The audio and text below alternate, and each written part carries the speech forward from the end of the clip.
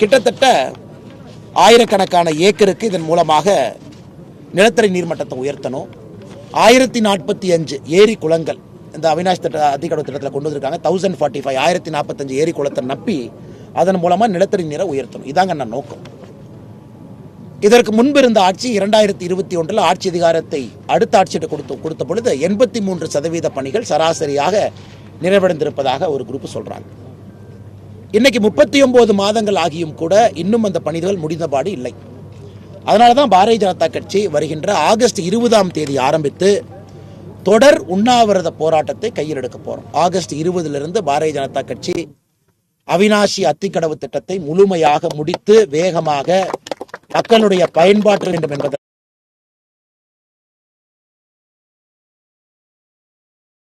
எதற்காக தொடர் உண்ணாவிரதம், எதற்காக ஒரு தலைவர் தொடர்ச்சியா உட்காரணும் நீங்க கேட்டீங்கன்னா, 2022 ஆண்டு தொடக்கத்துல அதிகாரிகள் என்ன சொன்னாங்கன்னா, பொதுப்பணித்துறை அதிகாரிகள் ஆகஸ்ட் மாசம் முடிச்சிடறோம். அமைச்சர் பழனிவேல் தியாகராஜன் அவர்கள் நிதியமைச்சராக இருக்கும் பொழுது 24 மார்ச் 2022 என்ன சொன்னார்னா 22 ஜூன்ல முடிச்சிடறோம்.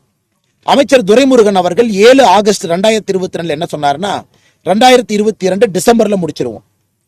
இங்க முதலமைச்சர் ஸ்டாலின் அவங்க என்ன சொன்னாங்கன்னா 25/8/2022 இன்னும் 2 மாசத்துல முடிச்சிருவோம், டிசம்பருக்குள்ள பயன்பாட்டுக்கு வந்துடும் முதலமைச்சரே சொன்னாங்க. 26/8/2022 இதை பத்திரிகை நண்பர்களுக்கு அறிக்கையை கொடுத்துறாங்கன்னா, அதன் பிறகு அமைச்சர் முத்துசாமி அண்ணன் 20 ஜனவரி 2023 97% முடிச்சிட்டார்.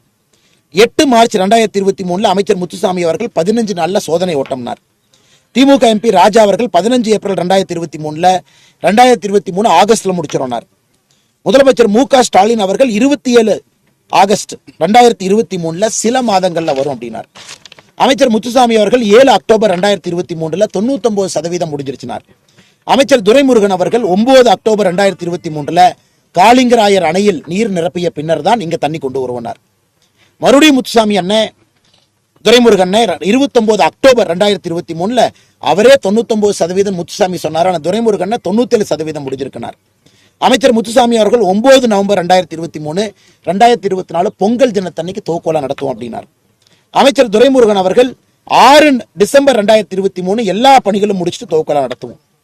அமைச்சர் முத்துசாமி அவர்கள் 4 ஜனவரி 2024 போராட்டம் நம்ம அறிவித்த பொழுது என்ன சொன்னாங்கன்னா 1 வாரத்துல முடிச்சிருவோம். அமைச்சர் முத்துசாமி அவர்கள் 16 பிப்ரவரி 2024 பவானி சாகர் அணையிலிருந்து உபரி நீர் வரும்பொழுதுதான் திட்டம் செயல்படும். அவினாஷி அத்திக்கடவு திட்டத்திற்கு தேவையான தண்ணீர் வந்தாதான் திறப்போம்னு முத்துசாமி அவர்கள் 25 ஜூலை 2024 இதை பத்திரிகை நண்பர்களுக்கு நான் கொடுத்துட்றேன். நண்பர்கள் இதை பார்த்துக்குங்க. திமுகவினுடைய அமைச்சர்கள் எல்லோரும் கடந்த 39 மாதங்களாக அவங்க கொடுத்திருக்கக்கூடிய தேதி நீங்க பார்த்துருங்க. இந்த எல்லா தேதியும் நீங்க தான் உங்க பத்திரிகையில பிரசுரம் பண்ணியிருக்கீங்க. அதனால இன்னைக்கு வேற வழியே இல்லாதனால பாரதிய ஜனதா கட்சி 20ஆம் தேதி ஆகஸ்ட்ல இருந்து தொடர் உண்ணாவிரதத்துல இங்கே அமரப்போகின்றோம். எங்கள் கோரிக்கைகள் 3 கோரிக்கை. முதல் கோரிக்கை, அவினாஷி அத்திக்கடவு திட்டத்தை உடனடியாக செயல்பாட்டு கொண்டு வரணும். காவிரியில தண்ணி போகுது. இன்னைக்கும் பாத்தீங்கன்னா காவிரியுடைய பேக் ஃப்ளோ வாட்டர் இங்க வர ஆரம்பிச்சிருச்சு. நேச்சுரலா உங்களுக்கு பவானில 1.5 TMC உபரி நீர் நேச்சுரலா வந்துடும். சோதனை ஓட்டம்னு 3 மாசமா ஓட்டிட்டு இருக்காங்க. உடனடியாக இதை திறந்து எல்லா விவசாயிகளுக்கும் பயன்பட வேண்டும். திட்டத்தை உடனடியாக அமல்படுத்துங்க. நீங்க சென்னையிலிருந்து ரிப்பன் கட் பண்ணுவீங்களோ, இங்க முதலமைச்சர் ரிப்பன் கட் பண்ணுவாங்களோ, விவசாய பெருமக்களுக்கு திட்டத்தை கொடுங்க. முதல் கோரிக்கை. 2வது, விவசாய பெருமக்கள் தோட்டத்துல எங்க பைப்பு போதோ ரைட் ஆஃப் யூஸ், அந்த பைப்புக்கு என்ன பேமெண்ட் கொடுக்கல. இன்னைக்கு பாத்தீங்கன்னா தனியார் கான்ட்ராக்டர் போய் 3ல் 1 பங்கு அவங்க கொடுத்துருக்காங்க. அப்பதான் விவசாயிகள் உள்ள வர்றாங்க. அதனால உடனடியாக விவசாய பெருமக்களுக்கு பைப் போட்ட காசை உடனடியாக முத்துசாமி அவர்கள் இன்னையிலிருந்து 1 வாரத்துக்குள்ள பணத்தை ரிலீஸ் பண்ணணும். 1 வாரத்துக்குள்ள பணத்தை ரிலீஸ் பண்ணது ஒரு பெரிய விஷயமே இல்லைன்னா, இதற்காக ஒதுக்கப்பட்ட பணம் தான் 1652 கோடி. அரசு கஜானாவில் அந்த பணம் உட்கார்ந்துருக்கு. இவங்க பணத்தை கையெழுத்து போட்டு அந்த இன்ஜினியர் ரிலீஸ் பண்ணாருன்னா அக்கௌண்ட்டுக்கு பணம் போயிடும். அதை செய்வதற்கு இவர்களுக்கு மனம் இல்லை. 3வது, நேஷனல் டேம் சேஃப்டி ஆக்ட் 2021, அதாவது அணைகள் பாதுகாப்பு சட்டம் 2021 நம்ம கொண்டு வந்திருக்கோம். அந்த பத்திரிகை நண்பர்கள் நல்லா நீங்க கவனிச்சுக்கணும். காரணம் உங்கள் மூலமா தான் செய்தி போகணும். உங்க கையில தான் அதிகாரம் இருக்கு பத்திரிகை நண்பர்கள். ஆனா இந்தியால 164 டேம் 100 வருஷத்துக்கு மேல இருக்குங்கண்ணா. 164 டேம் 100 வருஷத்துக்கு மேல பழமையான டேம் 164 டேம். இந்தியாவில் மொத்த டேம் பார்த்தீங்கன்னா 5300 டேம் இருக்கு. இன்னைக்கு 450 டேம் கட்டிக்கிட்டு இருக்கோம். 5300 டேம் இருக்கு, 450 டேம் கட்டிக்கிட்டு இருக்கோம். அப்படின்னா டேம் எவ்வளோன்னு பாருங்க. அமெரிக்கா சைனாவுக்கு பிறகு உலகத்தில் அதிகமாக டேமுகள் இருக்கக்கூடிய ஊர் நாம. 5300 டேம். இந்த நேஷனல் டேம் சேஃப்டி ஆக்ட், தேசிய அணைகள் பாதுகாப்பு சட்டம் என்ன சொல்லுதுன்னா, ஒரு அணைக்கும் கண்காணிக்கணும். மாநில அரசு வந்து Tamil Nadu state dam safety committee உருவாக்கணும். அதாவது மாநில அணைகள் பாதுகாப்பு அமைப்பை உருவாக்கணும். அதில் சீஃப் இன்ஜினியர் மெம்பரா இருக்கணும். அதுக்கு ஒரு சிஸ்டம் வச்சிருக்கிறாங்க. ஒரு டேம் ஷட்டர் பழசாயிருச்சா, ஷட்டர் தூக்கி போட்டு புதுசு மாற்றணும். செக்யூரிட்டி இருக்காங்களா, செக்யூரிட்டி இருக்கணும். டேம்ல லீக்கேஜ் இருக்கா, அதெல்லாம் பார்வையிடணும். இன்னைக்கு தமிழ்நாட்டில் நமக்கு இருக்கக்கூடிய பெரிய பயங்கன்னா, 2022 பிஏபி அணைக்கட்டில் பார்த்தீங்கன்னா ஷட்டர் உடைஞ்சு அது வார்டுக்கு போயிட்டு இருந்துச்சு தண்ணி, அதெல்லாம் நம்ம பார்க்குறோம். அடுத்தது பவானி சாகர், ஆலியாறு, திருமூர்த்தி, அமராவதி அணை, இதனுடைய சட்டர்கள் மாற்றப்படாமல் லீக்கேஜ் ஆயிட்டு இருக்கு. இன்னைக்கு நீங்க போய் பார்த்தீங்கன்னா, உத்து பார்த்தீங்கன்னா, நான் சொல்லியிருக்கக்கூடிய பவானி சாகர், ஆலியாறு, திருமூர்த்தி, அமராவதி அணையுடைய சட்டர்களை பார்த்தீங்கன்னா லீக்கேஜ் ஆகுது. சட்டரும் பழைய சட்டம். இந்த நேஷனல் டேம் சேஃப்டி ஆக்ட்ல, தேசிய அணைகள் பாதுகாப்பு சட்டத்தில் நம்ம சொல்லி இருக்கோம், இதை வந்து உடனடியாக ஒரு டேமையும் ஸ்டடி பண்ணுங்க, கண்ட்ரோல் எடுங்க, ஷட்டரை மாத்துங்க, பாதுகாப்பு அதிகாரிகள் போங்க. நாளைக்கு எதுவும் ஏடாகூடமாக ஆகிவிடக்கூடாது என்பதற்காக இது தமிழ்நாடு அரசு நடைமுறைப்படுத்த வேண்டும் என்பதும் எங்க கோரிக்கை. தமிழகத்துல தேசிய அணைகள் பாதுகாப்பு சட்டத்தை நடைமுறைப்படுத்தணும். நடைமுறைப்படுத்துவதற்கு தயாரா இல்லை. இது வந்து முழுவதும் அதிகாரம் மாநிலத்துக்கு தான் இருக்கு, மத்திய அரசுக்கு அதிகாரமே இல்லை. மாநிலத்தினுடைய டேமை நீங்க பாத்துக்க. இப்ப கர்நாடகாவில் இருக்கக்கூடிய ஒரு காவேரி டேம்ல இருக்கக்கூடிய தண்ணி தமிழ்நாட்டுக்கு வருதுன்னா, அந்த மாதிரி இருக்கக்கூடிய டேமை வந்து மத்திய அரசு பாதுகாக்கும். அருமையான சட்டங்க. தமிழ்நாட்டுக்கு இது ரொம்ப அருமையான சட்டம். ஒரு டேம் பக்கத்து மாநிலத்தில் இருக்கு, பயனாளி இன்னொரு மாநிலத்தில் இருக்காங்க அப்படின்னா மத்திய அரசினுடைய டேம் சேஃப்டி கமிட்டி பார்த்துக்குவோம். ஸோ தமிழ்நாடுக்கு மிக மிக சிறப்பான ஒரு சட்டம் தேசிய அணைகள் பாதுகாப்பு சட்டம். அந்த மாநில அரசு, எங்களுக்கு பயம் வருது, இதே மாதிரி போச்சுன்னா ஷட்டர் உடையும், டேம் அவங்க பாதுகாக்கிறாங்களா? ஏன்னா 2 நாட்களுக்கு முன்பு தான் நாங்கள் சொல்லியிருந்தோம், கட்டப்பட்ட ஒரு சிறிய அணை அடிச்சுட்டு போயிருச்சு. ஆனால் 3 அம்ச கோரிக்கையை வலியுறுத்தி ஆகஸ்ட் 20 பாரதிய ஜனதா கட்சி போராட்டத்தில் இறங்குறோம். அவினாசி அத்திக்கடவு திட்டத்தை தொடர்ந்து விவசாயிகளுக்கு விடுங்க. 2வது, விவசாய பெருமக்களுக்கு பணத்தை கொடுங்க, பைப் போட்டதுக்கு ரைட் ஆஃப் யூஸ். 3வது, நேஷனல் டேம் சேஃப்டி ஆக்ட்ல இருக்கக்கூடிய ஸ்டேட் டேம் சேஃப்டி கமிட்டியை உருவாக்கி எல்லா அணைகளையும் பாதுகாப்புங்க. அதனால விவசாயிகளுக்காக பாரதிய ஜனதா கட்சி களத்தில் இறங்குகின்றோம். அதனாலதான் இன்னைக்கு வந்து நாங்க கேட்டோம். அதிகாரிகள் பாவம் என்ன சொல்லுவாங்க, உடனடியா வந்துருங்க ஐயா, 2 மாசத்துல வந்துருங்க ஐயா. ஏன்னா முதலமைச்சரே 2 மாசம் சொல்லி 2 வருஷம் ஆகுது. இன்னைக்கு அதிகாரிகளும் பாவம் கடினமா அதிகாரிகள் பணியாற்றிருக்காங்க. முதல்ல நம்ம நன்றி சொல்லணும். அவினாசி அத்திக்கடவு திட்டத்திற்கு அதிகாரிகள் மிக மிக கடுமையாக பணியாற்றி இருக்கின்றார்கள். ஆனால் அரசியல்வாதிகள் அவர்களை கைவிட்டு விட்டார்கள். அதனால் அண்ணன் GK நாகராஜன் அவர்கள் தொடர் உண்ணாவிரதம் விவசாயிகளுக்காக 20ஆம் தேதியிலிருந்து இருப்பாங்க. நாங்க 20ஆம் தேதி முதல் நாள் உண்ணாவிரதத்தில் நான் இங்கே பங்கேற்க இருக்கின்றேன். அதனால் அதற்கு நிச்சயமாக ஒரு தீர்வு வரும் என்கின்ற நம்பிக்கை எங்களுக்கு இருக்கு. இதை வந்து மாநில அரசு கம்பீரமா எடுத்துக்கணும். பாரதிய ஜனதா கட்சிக்கு வேறு வழி இல்லை. சொல்லி சொல்லி எங்களால் முடியலீங்கன்னா, இப்போது நடக்கவில்லை என்றால் எப்பொழுதும் நடக்காது என்பது எங்களுக்கு தெரியும். அதனால் இதற்கு பத்திரிகை நண்பர்களும் இந்த பகுதியினுடைய எல்லா விவசாய பெருமக்களும், மிக முக்கியமாக அவினாசி அத்திக்கடவு திட்டத்துல ஆரம்ப காலத்துல போராடிய விவசாய பெருமக்கள் எல்லாம் இங்க இருக்கிறாங்க. காலவரையற்ற உண்ணாவிரத போராட்ட பெரியோர்கள் இருக்கிறாங்க. அவர்களையும் இந்த நேரத்தில் எங்களோடு நீங்கள் பங்கெடுக்க வேண்டும் என்று, அவினாசி அத்திக்கடவு திட்டம் வருவதற்கு காரணமாக இருந்த எல்லா விவசாய பெருமக்களையும் நாங்கள் இந்த நேரத்தில் அழைப்பு விடுக்கின்றோம். அது மட்டுமல்ல, உங்களுக்கு தெரியும் 2001 அவினாசி தொகுதியில அவினாசி அத்திக்கடவு திட்டம் சார்பாக ஒரு பொது வேட்பாளரை நிறுத்திய பொழுது பாரதிய ஜனதா கட்சி எங்களுடைய வேட்பாளரை விலக்கி கொண்டு அன்னைக்கே நாங்கள் ஆதரவு கொடுத்தோம் என்பதையும் இந்த நேரத்தில் பத்திரிகை நண்பர்களுக்கு நான் இந்த நேரத்தில் ஞாபகப்படுத்துவதற்கு கடமைப்பட்டிருக்கின்றேன். அதனால் நண்பர்கள், இந்த செய்தி எல்லா இடத்துலையும் நீங்கள் கொண்டு போய் சேர்க்கணும். அதனால வந்த பத்திரிகை நண்பர்கள் ரொம்ப தூரத்துல வந்திருக்கிறீங்க, வண்டியில கிட்டத்தட்ட 1 மணி நேரம் வந்திருக்கிறீங்க. உங்களுக்கு நன்றி தெரிவித்துக் கொள்கின்றோம். எத்தனை விவசாயிகள், எவ்வளவு தொகை பாக்கி? அண்ணா, எங்களுடைய ஆரம்ப கட்ட கணக்குப்படி, ஏன்னா நம்மகிட்ட அபிஷியல் டேட்டா இல்லைங்கண்ணா, ஆரம்ப கட்ட எங்களுடைய கணக்குப்படி கிட்டத்தட்ட விவசாய பெருமக்களுக்கு அவர்கள் கொடுக்க வேண்டிய பணம் வந்து குறைவுதாங்க. ஏன்னா திட்டமே 1652 கோடி. பணம் வந்து ஒரு 60 கோடி ரூபாய் கீழே இருக்கலாம் அப்படிங்கிறது எங்களுடைய கணக்கு. ஏன்னா நம்ம விவசாய நிலத்தை வாங்கல, நிலத்துக்கான ரைட் ஆஃப் யூஸ், பைப்பு போட்டதுக்கான வாடகை கொடுக்குறோம், அவ்வளவுதான். விவசாய பெருமக்கள் கிட்டத்தட்ட ஆரம்பத்திலிருந்து கடைசி வரை இவர்களுடைய கணக்குப்படி பணம் கொஞ்சம் கூட கிடைக்காதவங்களே 300க்கும் மேற்பட்ட விவசாயிகள் நமக்கு தெரிஞ்சிருக்கிறாங்க. ஆனா மொத்த கணக்கு எங்களுக்கு தெரியாதுங்கன்னா, எங்ககிட்ட வர்ற விவசாயிகளுடைய கணக்கு எங்களுக்கு தெரியும். அதனால் மொத்த கணக்கு அரசு அதிகாரிகள் தான் உங்களுக்கு சொல்லணும். அதிமுக ஆட்சியில சரிவர பைப்லைன் போடாதனால அண்ணே சொல்லட்டுங்க அண்ணே, முத்துசாமி என்ன சொல்லட்டும், துரைமுருகன் சொல்லட்டுனே, அவங்க சொல்ற கருத்து அவங்க கருத்தா இருக்கட்டுங்கண்ணே. அது உண்மை கருத்து பொய் கருத்து நான் போக விரும்பலீங்கண்ணே. 39 மாசம் ஆச்சு. என்ன பண்றீங்க தான் நம்ம கேள்வி. அப்படி இருந்தா முதல்லயே நீங்க சொல்லி இருக்கணுமே. இப்ப நான் வந்து பாருங்க, ரைட் ஆஃப் யூஸ்க்கு 85 கோடி கொடுக்கணுங்கிறது அவங்களோட ரிப்போர்ட் படிக்கணும். ரைட் ஆஃப் யூஸ் அதாவது நான் 60 கோடின்னு சொன்னாங்கன்னா மொத்தமாக அவங்க கொடுக்க வேண்டியது 85 கோடி கொடுக்கணுங்கன்னா ரைட் ஆஃப் யூஸுக்கு 69 கோடி 71 லட்சம் ரூபாய் அவங்க இப்போதைக்கு கணக்கு காட்டியிருக்காங்க. இதை நம்ம இதெல்லாம் எடுத்திருக்கோம், இந்த விவசாயிகளுக்கு எல்லாம் கொடுக்கணும்னு. இந்த டேட்டா கூட பாத்தீங்கன்னா அப்டேட்டட் டேட்டா தான். ஸோ மொத்தமா நீங்க கேட்ட கணக்கு வந்து 85 கோடி ரூபாய் விவசாயிகளுக்கு கொடுக்கணும். ஸோ எங்களை பொறுத்தவரை 60 கோடி ரூபாய் பொறுமானமான விவசாயிகள் எங்கிட்ட இது வரைக்கும் வந்திருக்காங்கன்னா. ஆனா நல்லா நீங்க புரிஞ்சுக்கணும், ஒரிஜினலா கொண்டு வந்தது 30 கோடி. காலதாமதம் ஆக ஆக அது ஏறி ஏறி ஏறி இன்னைக்கு அது வந்து 85 கோடியை தொட்டிருக்கு. இப்ப அண்ணன் கேட்ட கேள்விக்கு ஆனா என்ன வேணாலும் திமுக அமைச்சர்கள் சொல்லட்டுங்கண்ணா, பட் எது நாங்க எழுதி வச்சிருக்கோம் பாருங்கண்ணா, 2 மாசத்துல பண்ணிடுவோம், 1 மாசத்துல பண்ணிடுவோம், 99% முடிஞ்சது. இதை எதற்காக சொல்லணும்? அண்ணன் முத்துசாமி அவர்களே பல விதத்துல சொல்லியிருக்காங்க. 2022 இருந்து முத்துசாமி அண்ணன் பேசியிருக்காங்க. இன்னைக்கு வந்துருச்சு, நாளைக்கு வந்துருச்சு, நாளானைக்கு வந்துருச்சு. அதனால் கருத்துக்களாக இருந்தாலும் கூட பைப்பு சரிவர போடலாம் கூட நீங்க 39 மாசமா என்ன பண்றீங்க அப்படிங்கிற கேள்வியை தான் உங்கள் முன்னால் பத்திரிகை நண்பர்கள் மூலமாக அமைச்சர் பெருமக்களுக்கு நாங்கள் வைக்கின்றோம். கடந்த வாரம் பிரஸ் மீட் அப்ப கூட அமைச்சர் என்ன சொன்னாங்கன்னா, இப்போ எக்ஸிட் வாட்டர் வந்துச்சுன்னா நாங்க அதை ரெடி பண்ணிடுவோம், அதிகாரிகளும் எல்லாத்தையும் தயார் நிலையில் வச்சிருக்கிறோம் அப்படின்னு ஒரு தகவல் கூட சொன்னாங்க. அண்ணா இன்னைக்கு எக்ஸஸ் வாட்டர் வரா மோட்டர்ல வந்து மோட்டர் 2 மோட்டர் ஓடுது இல்லையா? 2 மோட்டர் ஓடுதா? 3 ஓடுது. இன்னைக்கு 3 மோட்டர் ஓடுதுங்கண்ணா. சோதனை ஓட்டத்துக்காக வச்சிருக்கிறாங்க. எத்தனை நாளைக்குன்னா அந்த டிராமா பண்ணுவீங்கன்னு தான் நம்ம கேட்கறோம். மழை பெய்ய ஆரம்பிச்சிருச்சு, மழை நிறைய பெய்யுது, தண்ணி வருது, எக்ஸஸ் வாட்டர் ஃப்ளோ ஆரம்பிச்சிருச்சு, எல்லா பக்கமும் போகுது, இதை பாக்குறோம். இப்ப நீங்க கொண்டு வரணும்ல.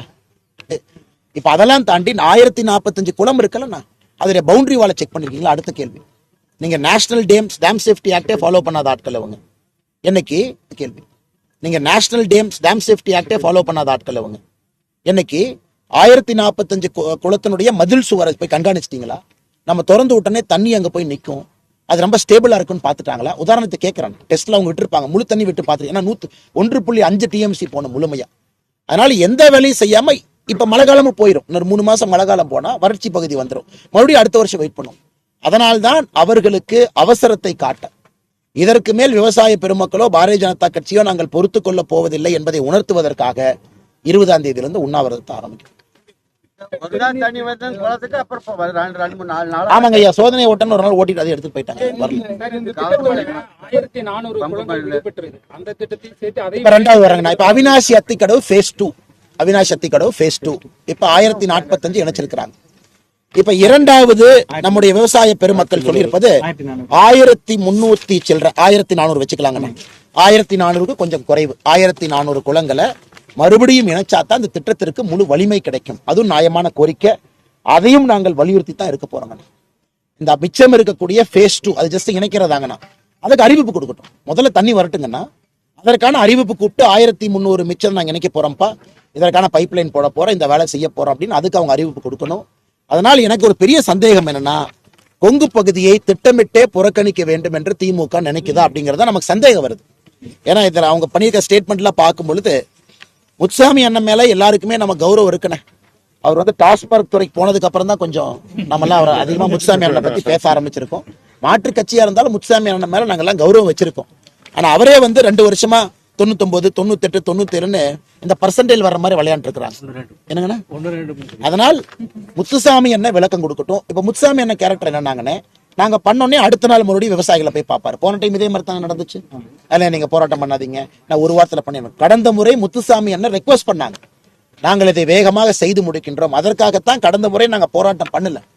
ஆனால் இந்த முறை முத்துசாமி அண்ணன் அவர்கள் உங்கள்கிட்ட வந்து சொல்லணும், அவருடைய பகுதி இருக்கக்கூடிய பகுதி.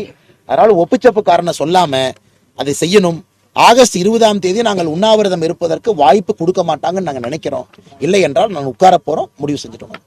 இந்த திட்டம் உபரி நீரால் செயல்படுத்தக்கூடிய திட்டம், உண்ணாவிரதம் இருக்கிறது அப்படிங்கிறது அண்ணே 2 விஷயங்க. ஒன்னு உபரி நீர், இன்னொன்னு காவேரியினுடைய பேக் ஃப்ளோ. பாத்தீங்கன்னா ஒன்னு அங்க எக்ஸஸ் ஆனதுக்கு அப்புறம் வருது, என்ன காவேரியினுடைய பேக் ஃப்ளோ, ரெண்டுமே திட்டங்கள். ஆனா இப்ப நீங்க பொதுப்படையாக இது போன்ற ஒரு திட்டத்தை கொண்டு வர்றீங்கன்னாங்கன்னா டெய்லி தண்ணி போகும்னு யாரும் கேட்க போறது இல்லைங்கண்ணா. எல்லாருக்குமே தெரியும், காமன் சென்ஸ் தானுங்கண்ணா. உபரி நீர் வருடத்திற்கு வருது, நமக்கு தெரியும், ஒரு குறிப்பிட்ட காலகட்டத்தில் உபரி நீர் வருது. இந்த திட்டத்தினுடைய நோக்கமே உபரி நீரை தூக்கி குளத்துல நப்பி வச்சிட்டோம்னா நிலத்தடி நீரை உயர்த்தி விட்டுலான்னு தான் நோக்கங்க. அது வந்து பெர்மனண்டா ஃபீடிங் கெனால் இல்லைங்கண்ணா, பெர்மனன்ட் கெனால் இல்லை. இன்னைக்கு திட்டம் ஆரம்பித்ததுல இருந்து எத்தனை முறை உபரி நீர் வந்திருக்கு. இந்த ஆண்டு நீங்க விட்டுட்டீங்கன்னா மறுபடியும் உபரி நீர் வந்துட்டு போயிடும், மறுபடியும் அடுத்த ஆண்டு 2 முறை உபரி நீர் வரும். ஆனால் எங்களை பொறுத்தவரை இது அரசியல் நாங்கள் செய்யவில்லை. ஏன் நான் சொல்றேன்னாங்கன்னா, முத்துசாமி அண்ணங்கிட்ட கேளுங்க, எங்க விவசாய அணி தலைவர் அவரை சந்திச்சு பேசினாரான்னு நீங்க கேளுங்க. கடந்த முறை நீங்க போராட்டம் செய்யாதீங்கன்னு முத்துசாமி அண்ணன் எங்கிட்ட வேண்டுகோள் வச்சாரா இல்லைன்னு நீங்க கேளுங்க. அவர் வேண்டுகோள் வைத்ததற்காகத்தான் அந்த போராட்ட காலத்துக்கு போன நாங்க 2 நாள்ல கைவிட்டுட்டு வெளியே வந்தோம். நீங்க முத்துசாமி அண்ணங்கிட்ட கேளுங்க. நாங்க அரசியல் செய்ய வேண்டும் என்றால் அமைச்சர் சொன்ன பிறகு நாங்க அப்படியே போராட்டம் பண்ணிருக்கலாமே. ஒரு அமைச்சர் சொன்ன பிறகு அமைச்சருக்கு மரியாதை கொடுக்க வேண்டும் என்பதற்காக அன்னைக்கு போராட்டத்தை கைவிட்டாங்க. இன்னைக்கும் ஏன் பொறுத்துன்னு சொல்றோம்னா, மழை பெய்யுதுங்கண்ணா, தண்ணி வர ஆரம்பிச்சிருச்சு. இன்னைக்கும் நாங்க ரெண்டு பைப்பு தான் ஓட்டுவோம், 3 மோட்டர் ஓட்டுவோம், டெஸ்டிங் மட்டும் நாங்க பார்ப்போம் அப்படின்னு சொன்னா எப்படி ஏத்துக்குவீங்கண்ணா? அதனால் எங்களை பொறுத்தவரை நிறைய டைம் கொடுத்துருக்கோம், பொறுமையா இருந்திருக்கோம். முத்துசாமி அண்ணங்கிட்ட பலமுறை எங்களுடைய விவசாய அணி தலைவர் நாகராஜ் அண்ணன் பேசியிருக்காங்க. அரசு சொல்லியிருக்கக்கூடிய எல்லா குறிப்புகளையும் நாங்களே ஒத்துக்கிட்டோம்.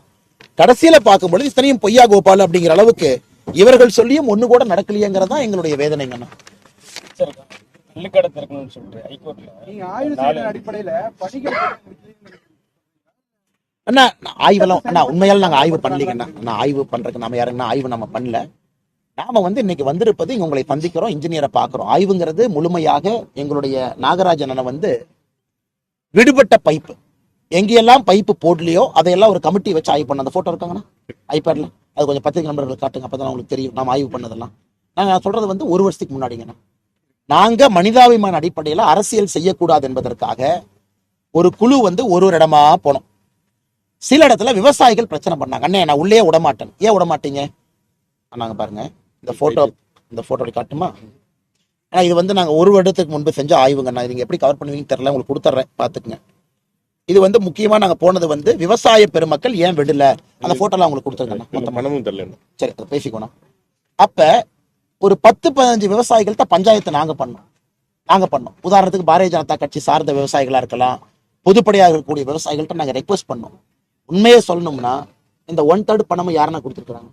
நம்ம சொன்ன அப்புறம் பத்திரிகை நண்பர்கள் கோச்சுக்குவாங்க. விவசாய பெருமக்களுக்கு மொத்த பணம் கொடுக்கணும்ல, 3 1 பங்கு யார் கொடுத்துருக்காங்க? கான்ட்ராக்டர் கொடுத்துருக்காங்க. அரசு கொடுத்தாங்கன்னு கான்ட்ராக்டர் போய் கொடுத்து வந்துருக்காங்க. நம்ம எதுக்குன்னு இப்ப தனியார் கம்பெனி பேர் எதுக்குன்னு சொல்லணும். அது பாவம் பத்திரிகை நண்பர்கள். அண்ணா இன்னைக்கு விவசாய பெருமக்கள் சொல்லுவாங்க 3ல் 1 பங்கு பணம் வந்திருக்குன்னு விவசாய பெருமக்கள் சொல்லுவாங்க. அவங்களுக்கு தெரியும் அது அரசு கொடுக்கல. கான்ட்ராக்டர் போய் வேலை முடிஞ்சா நல்லதுப்பான்னு சொல்லிட்டு நான் அவங்களுக்கு காஸ்ட் ஓவர் அவங்க அந்த 1 பங்கை கொடுத்துட்டு பர்மிஷன் வாங்கி உள்ள போயிருக்கலாம். அரசு 1 ரூபா கூட ரிலீஸ் பண்ணலீங்க. அரசு ரிலீஸ் பண்ணும்போது கான்ட்ராக்டருக்கு 1/3 வரும். இதை எங்களுடைய தலைவர் எங்களுடைய குழு நாங்க 1 வருஷத்துக்கு முன்னாடியே செஞ்சோம். அதனால எப்பொழுதும் கூட அரசியல் செய்யக்கூடாது, பாரதிய ஜனதா கட்சினால் நல்லதுதான் நடக்கணும் இருக்கிறோம். கடைசியில வேற வழி இல்லாதனால இந்த முடிவை எடுக்க வேண்டிய நிர்பந்தத்துக்கு நாங்க தள்ளப்பட்டோம். அண்ணா அறிவிக்கிறோம் நான் உங்களுக்கு. ஏன்னா நம்ம வந்து நாளை மறுநாள்ல இருந்து எல்லா தலைவர்களை சந்திக்க போறோம். விவசாய சங்கத்தினுடைய ஆதரவை கோர போறோம். இது பாரதிய ஜனதா கட்சி இனிஷியேட் பண்ணா கூட எங்களுக்கு அவினாசி அத்திக்கடவு திட்டத்தினுடைய முன்னோடிகள் வர வேண்டும் என்று விரும்புகின்றோம். அவர்களை மையப்படுத்தி தான் அது இருக்கணும்னு விரும்புறோம். கட்சி சார்பாக தொடர் உண்ணாவிரதம் அண்ணா இருப்பார்.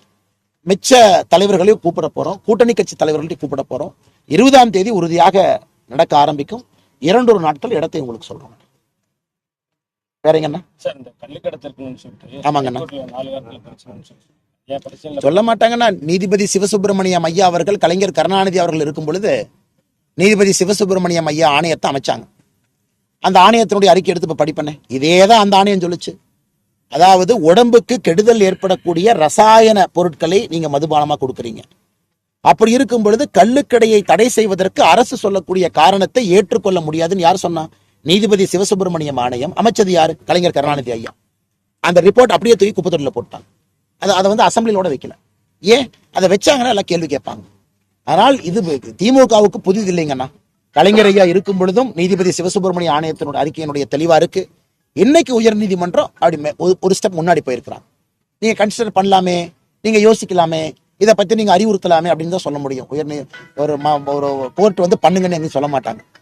ஆனால் இன்னைக்கும் திமுகவை பொறுத்தவரை கையில் எடுக்க மாட்டாங்க. காரணம், அவர்களுக்கு இல்லீகல் லிக்கர் மூலமாக, ஸ்பிரிட் மூலமாக, டிஸ்டிலரி மூலமா வருமானம் வரும் பொழுது எதுக்கு வந்து கள்ளுக்கடையில கை வைப்பாங்க? அதனால் எங்களுடைய கள்ளுக்கடைக்கு போராட்டம் தொடர்ந்து கொண்டே இருக்கும். அதற்கான காலம் வரும். அது பாரதிய ஜனதா கட்சியினுடைய காலத்தில் நடக்கும் என்கிற நம்பிக்கை எங்களுக்கு இருக்கு. இல்ல பேச்சுவார்த்தை மூலம் தீர்வு காண்றது வந்து தற்கொலை சமமானது நீர்வளத்துறை அமைச்சர் துரைமுருகன். அது அண்ணே, அது சொல்லிட்டுனே பேச்சுவார்த்தைக்கு போக வேண்டாம்னா நாங்களும் கூட நிற்கிறோம். பேச்சுவார்த்தைக்கு போக வேண்டாம், அதெல்லாம் ஒன்றும் பிரச்சனை இல்லைண்ணே. தமிழ்நாட்டினுடைய நமக்கு வரக்கூடிய நம்ம பங்கீடோ நமக்கு இருக்கக்கூடிய ரைட்ஸோ ஒரு விதத்துல கூட பாதிக்கப்படக்கூடாது. அது அரசோடு நாங்கள் நிற்கிறோம். அது ரெண்டாவது பிரச்சனை. நாங்கள் சொல்வது இந்த துரைமுருகன் காலையில் இன்னொரு வார்த்தையை சொல்லியிருக்காரு. அண்ணன் தான் கேட்டார், என்ன சொன்னாங்க? மத்திய அரசின் மீது சந்தேகம் வருதுங்கிறார். எதுக்கு மத்திய அரசின் மீது சந்தேகம் வருமா அவருக்கு? எதுக்கு எங்க மேல சந்தேகம் வருது? எனக்கு துரைமுருகன் அண்ணன் மேல சந்தேகம் வருது, எனக்கு திமுக மேல சந்தேகம் வருது. இவங்க வந்து என்னன்னா காங்கிரஸ் எதிர்த்து இங்க பண்ணிட்டாங்கன்னா, அங்க கர்நாடக ரட்சணை வேதிக்கணும் ஒரு அமைப்பு இருக்கு, காங்கிரஸ் அவனை ஊசி போட்டுருவான். அவன் கல்லெடுத்து தமிழ்காரங்க கம்பெனியை பார்த்து கல்லெடுத்து அடிப்பான். அப்ப திமுக காரங்க கல்லெடுத்து அடிச்சுட்டாங்க அப்படிங்கிற சந்தேகம் எங்களுக்கு வருது. துரைமுருகன் மத்திய அரசு மேல சந்தேகம் இருக்குன்னு சொன்னார்ல, இந்த சந்தேகத்தை திமுக மேல நான் சொல்றேன். கலைஞர் குடும்பத்துல சில பேர் இப்ப பெங்களூர்ல வசிக்கிறாங்களா? அவங்களுக்கு பெங்களூர்ல சில கம்பெனி இருக்கா? அதனாலதான் பட்டும் படாம அப்படியே அனைத்து கட்சி கூட்டம் மத்திய அரசை போய் பார்க்கலாம். மத்திய அரசு எந்த வெங்காயத்துக்கு போய் பார்க்கணுங்கன்னு? மத்திய அரசுக்கு எதுக்கு என்ன வெங்காயம் எதுக்கு? இது மாநில அரசனுடைய பிரச்சனை. மத்திய அரசனுடைய தலையீடு எதுக்கு வேணும்? அவன் தண்ணி திறந்து விட மாட்டான். ஒரே கூட்டணியில் இருக்கிறாங்க, கூட்டணி விட்டு வெளியே வரணும்னு சொல்லணும்ல. அது இல்ல. ஆனா மத்திய அரசு போய் எந்த வெங்காயத்துக்கு பார்க்கணும்னு மத்திய அரசு தான் சொல்லிச்சுன்னா அப்புறம் பேசலாம். மத்திய அரசு தெளிவா சொல்லிட்டாங்க, தமிழ்நாட்டினுடைய அனுமதி இல்லாம மேகதாத்து கட்ட முடியாது என்று சொன்ன பிறகு மத்திய அரசு போய் எந்த வெங்காயத்துக்கு சந்திக்கணுங்கன்னு? துரைமுருகன் எவ்வளவு பெல்ட் அடிக்கிறாரு பாருங்க. அவர் போய் சர்க்கஸ்ல விட்டீங்கன்னா அவர் அடிக்கிற சம்மர் சால்ட்டுக்கு இன்னைக்கு பாரிஸ் ஒலிம்பிக்ஸ்ல கோல்டு வாங்கியிருப்பார் துரைமுருகன். இந்த மேகதாத்துவுக்கு துரைமுருகனுக்கு தான் உண்மையால பாரிஸ் ஒலிம்பிக்ஸ்ல நம்ம ரெப்ரசன்டேட்டிவ் அனுப்பி இருக்கணும். அவர் அடிக்கிற சம்மர் சால்ட்டுக்கு இப்படியும் போக மாட்டாராமா, சித்தராமையாவையும் திட்ட மாட்டாராமா, காங்கிரஸ்னு வாயிலேயே வராதாமா. அப்படியே பட்டும் படாம அப்படியே கொண்டு போய் மத்திய அரசு மேல அப்படியே கொண்டு வந்து நிறுத்திட்டு இருப்பாரு. பாத்தீங்களா? எனக்கு என்ன சொல்றாருன்னா மத்திய அரசின் மீது சந்தேகம். அதே நாங்கள் வன்மையா போராட்டம் யாரை எதிர்த்து உட்கார்ந்தாங்கன்னா கர்நாடகாவுடைய பிஜேபி எதிர்த்து உண்ணாவிர போராட்டம் உட்கார்ந்தாங்க. தேசிய கட்சியில கர்நாடகாவுடைய பிஜேபி அரசை எதிர்த்து 2021 கர்நாடகால உண்ணாவிரத போராட்டம் உட்கார்ந்தோம். நாங்க பயந்தமா தேசிய கட்சின்னு ஒரு டெல்லியில எங்களை தப்பா நினைச்சுக்குவாங்க, இன்னொரு நம்ம தோழமை கட்சி எப்படி நான் உட்கார்ந்தோம். தமிழ்நாட்டுடைய காங்கிரஸ் கட்சி ஏன் உட்கார்ல? இன்னைக்கு காங்கிரஸ் இவ்வளவு பேசுறாங்கல்ல, உண்ணாவிரத போராட்டம் உட்கார வேண்டியதானே? சித்தராமையா அவரை எதிர்த்து இவ்வளவு பேசுறாருன்னு ஸ்டாலின், சித்தராமையா அவரை கண்டிச்சு ஒரு தீர்மானம் போட வேண்டியதானே அசம்பிளில? எதுவும் போட மாட்டாங்க. துரைமுருகன் பல்ட்டி அடிச்சு அடிச்சு அடிச்சு அடிச்சு மத்திய அரசு மேல பழிய போடுறதுக்கு ஐடியா பண்றாங்க. பத்திரிகை நண்பர்களுக்கு தெரியும், தெரியாதவங்க யாரும் இங்க இல்லைங்கன்னா. அதனால துரைமுருகன் என்னை பொறுத்த வரைக்கும் உண்மையாலுமே பாரிஸ் ஒலிம்பிக்ஸ் அனுப்பியிருந்தா ஒரு தங்கப்பதக்கம் தமிழ்நாட்டுக்கு கிடைச்சிருக்கும். முன்னாள் அமைச்சர் வந்து கிரிக்கெட்ல இலங்கை வந்து இந்தியா தோக்கடிச்சதுனாலதான் தமிழக மீனவர்கள் மேல இலங்கை வந்து தாக்குதல் நடத்தி கருத்து.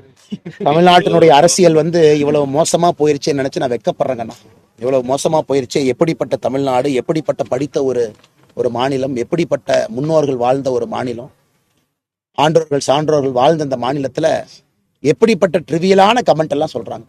ஆனா நீங்க நல்லா புரிஞ்சுக்கண்ணே, இலங்கையில நவம்பர்ல எலெக்ஷன் வருது. நான் ஒரு மாதத்திற்கு முன்பு இலங்கைக்கு சென்றிருந்தேன். என் பக்கத்துல இலங்கையினுடைய அதிபர் இருந்தார், ரணில் விக்ரமசிங்கே அவர்கள். 2 பேரும் 45 நிமிஷம் ஒரு நிகழ்வுல ஒன்னா இருந்தோம், திருகோணமலையில. ஐயா சம்பந்தன் அவர்களுடைய இறப்பு விழாவுக்காக போயிருந்தேன். அப்ப நான் ரணில் ஐயாட்ட மன்றாடி கேட்டேன், ஐயா, ஒன்று நம்ம மீனவர்கள் மேல கொஞ்சம் கடுமையா நடந்துக்கிறாங்க. ஏன்னா நான் வந்து டிப்ளமேட் இல்லைங்கன்னா நான் அரசு சார்பாலாம் பேச முடியாது, நான் அரசியல் கட்சி தலைவர், கொஞ்சம் நீங்க கண்காணிக்கணும். ரணில் விக்ரமசிங்கே அவர்கள் என்ன சொன்னாங்கன்னா, மிகுந்த மனிதாபத்தோடு தான் நாங்கள் நடந்துக்கிறோம், நீங்க பாருங்க துப்பாக்கி சூடுலாம் எதுவுமே இல்லையே, நான் ரொம்ப கண்ட்ரோல்ல தான் வச்சிருக்கோம், அந்த மாதிரி எதுவும் இல்லைன்னு. ஒரு நல்ல ஒன்று புரிஞ்சுக்கணுங்கன்னா, அங்க இருக்கக்கூடிய நம்முடைய தமிழ் சொந்தங்கள், அதாவது வடகிழக்கில் இருக்கக்கூடிய தமிழ் சொந்தங்கள் கடுமையா எதிர்க்கிறாங்க. தமிழ்நாட்டு மீனவர்கள் வருவதையே கடுமையா எதிர்க்கிறாங்க. அங்க இருக்கக்கூடிய தலைவர்கள் எல்லாம் ஒரே நேர்கோட்டு பயணத்துல இருக்கிறாங்க. தமிழ்நாட்டு மீனவர் வந்தாருன்னா படகை பிடிச்சி இம்பவுண்ட் பண்ணி படகை அரசுடைமை ஆக்கணும் அப்படிங்கிறான். இலங்கையினுடைய சட்டம் 2018 சட்டம் என்ன சொல்லுதுன்னா, தமிழ்நாட்டினுடைய மீனவ படகு இலங்கை நேவி பிடிச்சிட்டாங்கன்னா அரசுடைமை ஆக்கிடுறாங்க. அது வந்து கவர்மெண்ட் ப்ராப்பர்ட்டி.